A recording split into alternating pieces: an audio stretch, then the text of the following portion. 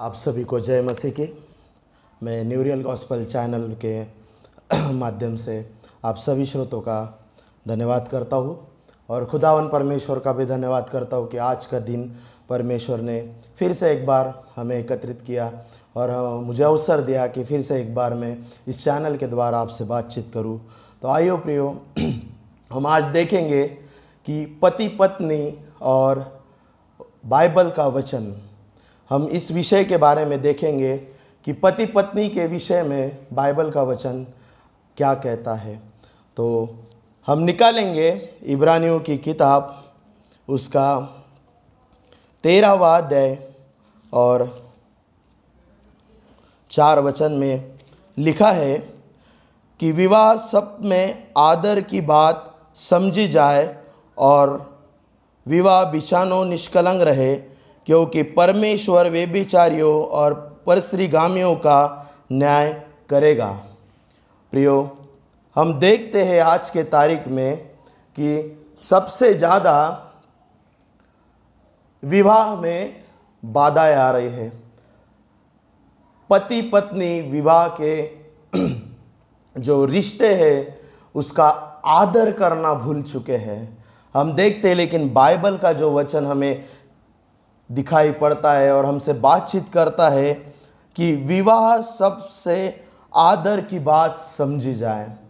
जिस वक्त हम इस रिलेशन को जो परमेश्वर ने जोड़ा है उसको अगर हम उसको रिस्पेक्टफुली अगर हम देखें यार उसका हम आदर करें, उस रिश्ते का आदर करें, तो यकीनन हम देखते हैं कि वो रिश्ता परमेश्वर आशीषित करेगा।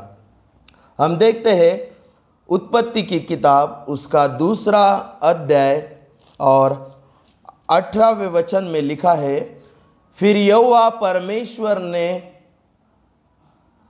कहा, आदम का अकेला रहना अच्छा नहीं, मैं उसके लिए एक ऐसा सहायक बनाऊंगा जो उससे मेल खाए। प्रियो, हम आज देखेंगे कि पति के बारे में और पत्नी के बारे में, दोनों के विषय में बाइबल का वचन हमसे क्या कहता है। सबसे पहले हम देखेंगे उत्पत्ति की किताब में 2 अध्याय में जो 18वां वचन है कि परमेश्वर यहोवा ने कहा कि आदम का अकेला रहना अच्छा नहीं है, तो उसके लिए मैं एक सहायक बनाऊंगा। प्रियो, जो सबसे पहले परमेश्वर ने जो रिश्ता जोड़ा, जो विवाह मंडल का परमेश्वर ने सबसे पहले जो आदर की बात आदम और हवा के बीच में परमेश्वर ने रचाई, ये सबसे पहला जो रिलेशन है आदमी और औरत का, वो विवाह के संबंध में परमेश्वर ने जोड़ा। और हम देखते हैं कि इब्रानियों की किताब के 3 अध्याय और 4 आयत में लिखा है कि विवाह आदर की बात मानी जाए, और पुरुषों के लिए ये बात सबसे बड़ी कहलाती है कि हमें विवाह जो है वो आदर की बात मानी जाए। हम अगले वचन को निकालेंगे, पत्रस की किताब, उसका पहला पत्रस, उसका 3 अध्याय और 7वां वचन में लिखा है कि वैसे ही है पतियों, तुम भी बुद्धिमानी से पत्नियों के साथ जीवन निर्वाह करो और स्त्री को निर्बल पात्र जानकर उसका आदर करो, यह समझकर कि हम दोनों जीवन के वरदान के वारिस है, जिससे तुम्हारी प्रार्थनाएं रुक न जाए। मैं फिर से पढ़ता हूँ, वैसे ही है पतियों, तुम भी बुद्धिमानी से पत्नियों के साथ जीवन निर्वाह करो और स्त्री को निर्बल पात्र जानकर आदर करो। निर्बल पात्र जानकर आदर करो। प्रियो, हम आज के तारीख में देखते हैं कि विवाह जब होता है, उस विवाह में जो इतनी बाधाएं आती है कि पति पत्नी को मारता भी है, उसको तकलीफ भी देता है, और ये परमेश्वर के वचन के खिलाफ है। प्रियो, आदर की बात मानी गई है और बुद्धिमानी से एक पुरुष को कहा गया है कि जो पुरुष अपने घर को संभालता है उसे बुद्धिमान कहा गया है। अगर हम अपने विवाह को, अपने रिलेशन को अगर बुद्धिमानी से, परमेश्वर के कलाम से अगर उसको हम चलाए, तो यकीनन परमेश्वर हमें आशीषित करेगा। हम आगे का वचन निकालेंगे, याकूब की पत्री उसका 5वां अध्याय और 16 वचन में लिखा है, इसलिए तुम आपस में एक दूसरे के सामने अपने अपने पापों को मान लो और एक दूसरे के लिए प्रार्थना करो। अपने अपने अपराध मान लो और आमने सामने एक में के लिए प्रार्थना करो। प्रियो, आज अगर पति पत्नी के अंदर में झगड़े अगर पाए जाते हैं, तो परमेश्वर कहता है कि आप आमने सामने आकर तुम्हारा जो झगड़ा है उसको तुम मिटाकर परमेश्वर के सामने प्रार्थना करो, तो यकीनन तुम चंगे हो जाओगे, यकीनन तुम आशीषित हो जाओगे। लेकिन अगर हम आज के तारीख में देखते प्रियो कि सबसे ज़्यादा प्रतिशत में, सबसे ज़्यादा इस आज के युग में अगर देखा जाए तो डिवोर्स ये जो विषय है, ये सबसे ज़्यादा पति पत्नी के जीवन में पाया जा रहा है। लेकिन बाइबल उसके बारे में हमसे कहती है कि आपस में मेल मिलाप करके प्रार्थना पूर्वक तुम एकत्रित हो जाओ। परमेश्वर नहीं चाहता है कि आप अपने रिलेशन से दूर हो जाओ। हम निकालेंगे इफिसियों की किताब और 28 और 23 वचन में क्या लिखा है हम देखेंगे। उसके इफिसियों की पत्री उसका 5वां अध्याय और 28 आयत में लिखा है कि इस प्रकार उचित है कि पति अपने पत्नी से अपने देह के समान प्रेम रखे। जो अपने पत्नी से प्रेम रखता है वह अपने आप से प्रेम रखता है। परमेश्वर का वचन है कि जिस रीति से मनुष्य अपने शरीर के लिए प्रेम रखता है प्रियो, जब हमारे शरीर को जब कुछ तकलीफ होती है, मनुष्य को, इंसान को जब अपने शरीर को कुछ जख्म हो जाती है, कुछ फटके मिलते हैं, कुछ भी लगता है तो बड़ा तकलीफ होता है। एक मनुष्य अपने शरीर के लिए बड़ा ही केयरफुली रहता है।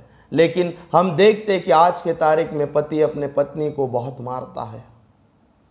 क्या ये उचित है? परमेश्वर का वचन कहता है कि जिस रीति से तू अपने आप के देह पर अपने आप को जिस रीति से संभालता है, जैसे प्रेम रखता है, वैसे ही अपनी पत्नी पर भी तू दया करके उसका आदर कर, उसका सम्मान कर और उससे प्रेम रख। और लेकिन हम देखते हैं कि आज के तारीख में बहुत ही तकलीफदायक ये रिलेशन शैतान इन जोड़ों के अंदर में डाल रहा है। और उसी के अध्याय के 5वें अध्याय के उसी 33 आयत में लिखा है कि पर तुम में से हर एक अपनी पत्नी से अपने समान प्रेम रखे और पत्नी भी अपने पति का भय माने। पत्नी भी अपने पति का भय माने। प्रियो, ये दोनों तरफ से परमेश्वर का वचन हमें कहा जाता है कि हमें बैलेंस रखना है हमारे रिलेशन में, कि परमेश्वर क्या चाहता है कि पत्नी भी अपने पति का भय माने।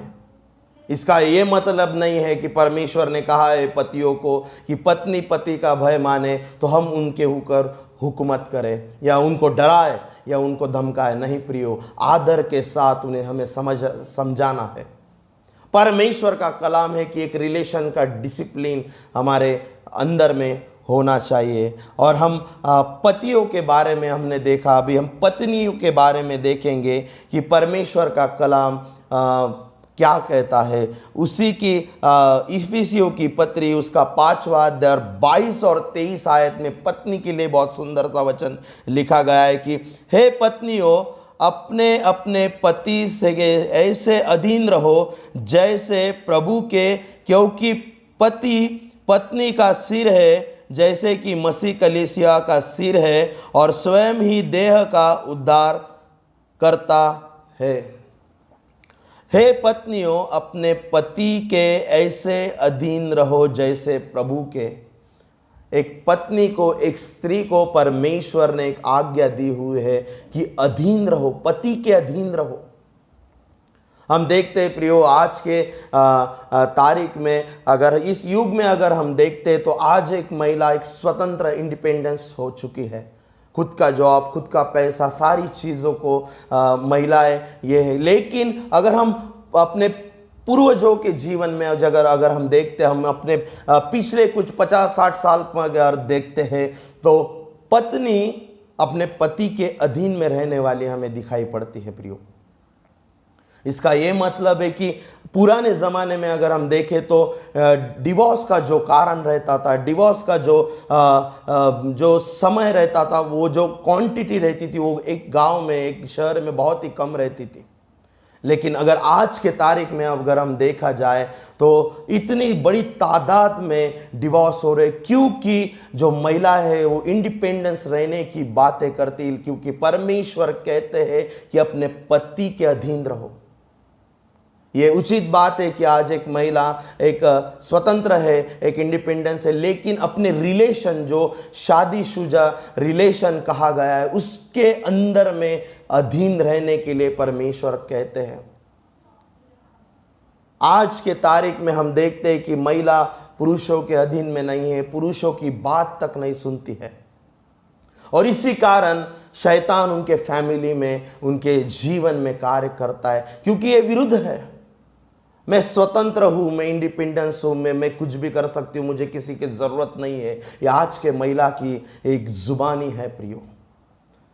लेकिन परमेश्वर कहता है कि हमें अधीन रहना है। अगर हम भी परमेश्वर के वचन के तरफ अगर ध्यान दे, तो परमेश्वर ने पतियों को कहा है कि अपने देह के समान अपने पत्नी की तू आदर कर, सम्मान कर, प्यार से तू समझा।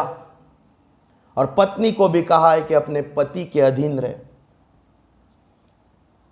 अपने पति के अधीन रहे, क्योंकि परमेश्वर का कलाम 23 आयत में लिखा है कि पुरुष का सिर परमेश्वर है और पत्नी का सिर उसका पति है। ये परमेश्वर ने जो दायरे डाल के रखे हुए, अगर हम उस पे चले तो यकीनन प्रियो हमारा जो परिवार है वो बिखरने से बच जाएगा। शैतान यही चाहता है कि आज के तारीख में जो प्रभु ने जोड़ा है, ये लोग उनकी आयतों से दूर रहकर परमेश्वर के जोड़े हुए उस संबंध को तोड़कर अलग हो जाए। हम देखते हैं कि कोर्ट में आज कितनी सबसे ज़्यादा फैमिली डिस्प्यूट की केसेस चल रही है। परमेश्वर इससे खुश नहीं है, मनुष्य भी इससे खुश नहीं है प्रियो। अगर हम आपस में आकर मिलकर बैठकर अगर पति पत्नी ने अगर समझौता किया, परमेश्वर की वचन को समझा, तो यकीनन ये जो फैमिली है ये बच जाएगी। हम निकालेंगे पहला कुरिन्ती उसका 7वां अध्याय और उसके 10वें आयत में लिखा है कि जिनका विवाह हो गया है उनको मैं नहीं, वरन प्रभु आज्ञा देता है कि पत्नी अपने पति से अलग ना हो। सीधी रीति से बाइबल में आयत को दिया हुआ है प्रियो, कि पौलुस लिखता है कि जिनका विवाह हो गया है उनको मैं नहीं, परमेश्वर आज्ञा देता है कि पत्नी अपने पति से अलग ना रहे। परमेश्वर नहीं चाहता है प्रियो कि आपका जो जीवन है वो बिखरा जाए।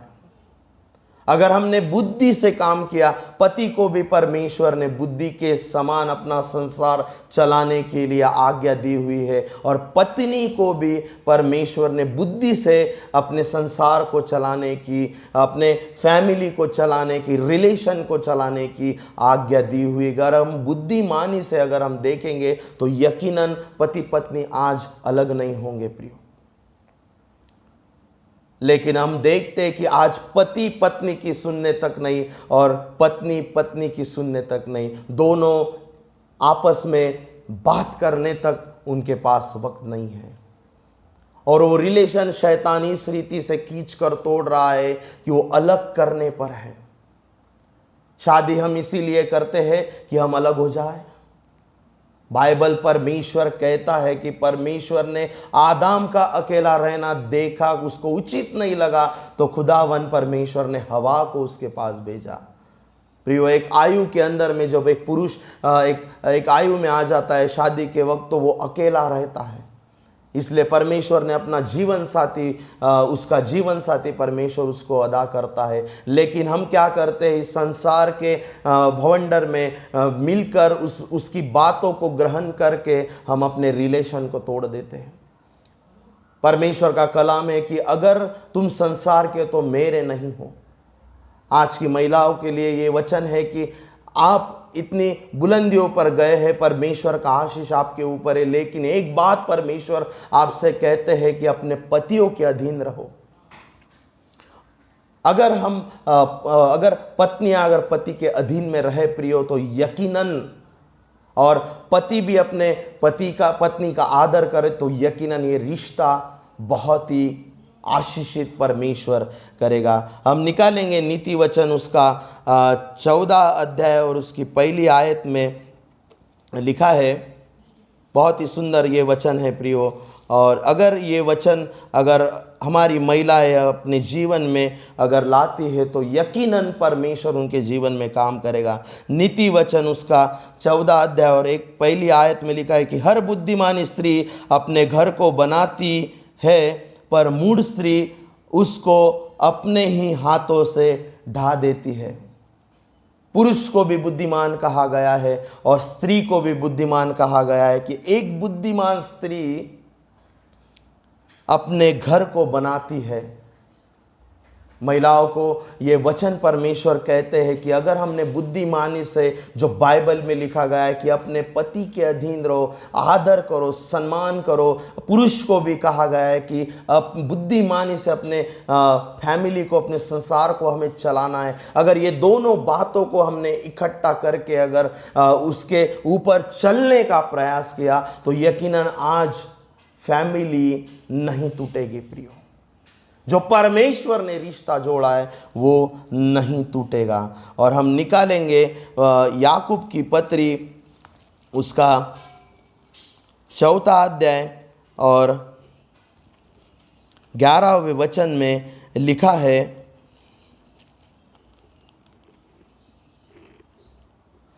हे भाइयों, एक दूसरे की बदनामी ना करो।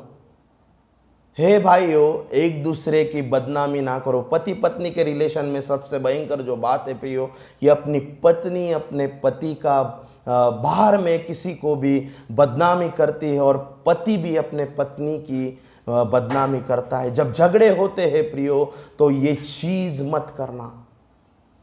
प्रार्थना करना, परमेश्वर को ये सारी बातें बताना है, लेकिन किसी संसार के मनुष्य को ये बात मत करना। ये जब बात कोई पुरुष या महिला करती है, तो उनके रिलेशन और टूटना, बिखरना शुरू हो जाते हैं प्रियो। रिलेशन में सबसे ये जो बात है कि बदनामी मत करना। परमेश्वर ने अधिकार नहीं दिया है कि अपने जीवन साथी का बदनामी करना। तो प्रियो, परमेश्वर का वचन हमें कहता है कि हमें बदनामी नहीं करना है। आपस में जो भी आपकी बातें है, वो परमेश्वर से प्रार्थना पूर्वक अगर आप उसको पूरा करोगे, प्रभु को बताओगे, तो परमेश्वर उसको सारी आशीष करेगा। लेकिन हम आज बैठकर प्रार्थना नहीं कर रहे हैं। हम संसार के जीवन में इतने घुल मिल चुके हैं कि हमें लग रहा है कि हम ही सारी चीज़ों को पूरा करेंगे, लेकिन शैतान वो होने नहीं देता है। शैतान उस चीज़ को और कॉम्प्लिकेटेड बना देता है। और अगर हम ध्यान पूर्वक देखें, तो आज के तारीख में हमारे पास कुछ भी नहीं है। हमारी फैमिली पूरी रीति से बिखर चुकी है, क्योंकि हमने बुद्धिमानी से रिलेशन को नहीं समझा है। और सबसे जो बड़ी बात है प्रियो हमारे जीवन में, कि परमेश्वर हमें आज्ञा देता है। ये जिसका विवाह होता है उसके लिए तो लागू है, लेकिन प्रियो एक बहुत बड़ी आयत बाइबल के अंदर में लिखी गई है कि जब किसी पुरुष का किसी स्त्री से विवाह हो जाता है, तो परमेश्वर उनको जोड़ता है। और लेकिन उनके बाद में जो उनकी फैमिली होती है, फैमिली के जो रिश्तेदार होते हैं, उनको भी एक बहुत बड़ी आयत दे चुकी है परमेश्वर ने। अगर उसको हम फॉलो करें, अगर आज के तारीख में अगर देखा जाए तो फैमिली के वजह से, फैमिली के लोगों के वजह से आज के तारीख में सबसे ज़्यादा रिलेशन पति पत्नियों के टूट रहे हैं। इसलिए उसमें भी परमेश्वर ने उनको आज्ञा दी हुई है कि हम देखेंगे तीतुस की किताब उसका 2 अध्याय और 3, 4, 5 आयत में लिखा है कि अर्थात बूढ़े पुरुष सचेत और गंभीर और संयमी हो और उनका विश्वास और प्रेम और धीरज पक्का हो। इसी प्रकार बूढ़ी स्त्रियों का चाल चलन पवित्र लोगों सा हो, वे दोष लगाने वाली और पियक्कड़ नहीं पर अच्छी बातें सिखाने वाली हो, ताकि वे जवान स्त्रियों का चेतावनी देती रहे कि अपने पति और बच्चों से प्रीति रखे और संयमी पतिव्रता घर का कारोबार करने वाली भली और अपनी पति के अधीन रहने वाली हो, ताकि परमेश्वर के वचन की निंदा ना होने पाए। एक बूढ़ी स्त्री को, जो हमारे बड़े लोग हैं, उनको परमेश्वर का कलाम तीतुस में लिखा गया है कि उन्हें, जो नए शादीशुदा हो चुके लोग हैं, लड़के या लड़की के रिलेशन वाले, उनको एक आज्ञा दी गई है, उनके बड़े लोगों को एक आज्ञा दी हो कि उनको ऐसा तुम ज्ञान दो कि उनका रिश्ता ना टूटे, उनको संयमी और आदर और अधीन रहने की आज्ञा उन्हें सिखाओ। लेकिन आज के तारीख में हम देखते हैं प्रियो, अगर शादी हो जाती है तो लड़के वालों के रिश्तेदार कुछ अलग कहते हैं और लड़की के रिश्तेदार वाले कुछ अलग कहते हैं। कई बार वो जोड़ने की नहीं, तोड़ने की बातें करते हैं प्रियो। लेकिन परमेश्वर इससे बड़ा दुखी होता है। अगर हम आज अपने रिलेशन, जब शादी होती, जब रिलेशन को हम थोड़ा सा दूर रखकर अगर हम पति पत्नी एक होकर प्रार्थना पूर्वक अगर हम अपना जीवन बिताए तो यकीनन आपका जीवन आशीषित होगा। लेकिन हम क्या करते हैं हमारे जीवन में, पति हो या पत्नी, मेरे रिश्तेदार मुझे बता रहे उसके ऊपर मैं चलूँगा, और पत्नी को तकलीफ होती है और पत्नी के रिश्तेदार कुछ उसको बताते हैं तो पति के जीवन में तकलीफ हो जाती है। हम अपनी बुद्धि का इस्तेमाल नहीं करते, हम दूसरी के बुद्धि का इस्तेमाल करके हम अपने रिलेशन को खराब कर देते हैं प्रियो। और यही परमेश्वर का वचन है पति और पत्नी को कि बुद्धिमानी से संसार करो, क्योंकि जो जोड़ा गया है उसे तोड़ना परमेश्वर उचित नहीं समझता है। और आज के तारीख में अगर रिलेशन के कोई भी लोग, कोई भी व्यक्ति अगर ऐसा ये मैसेज देखने के बाद में अगर कुछ कर रहे होंगे तो परमेश्वर से इसी वक्त हमें क्षमा मांगना है कि खुदा हमसे गलती हुई। हमें लगता है कि हम आज हमारे व्यक्ति को एक अच्छी राह बता रहे हैं, अच्छे डिसीजन दे रहे, लेकिन वो परमेश्वर के नज़र में गलत है प्रियो। आप पति पत्नी को अलग कर रहे हैं, हमें एक करना है।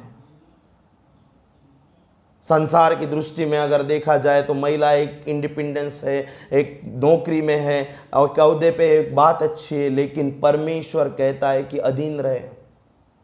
पति को भी कहा है कि तू उससे प्रेम रख, मारा पीटी मत कर, अन्याय मत कर। दोनों को समान बातें बताई गई है।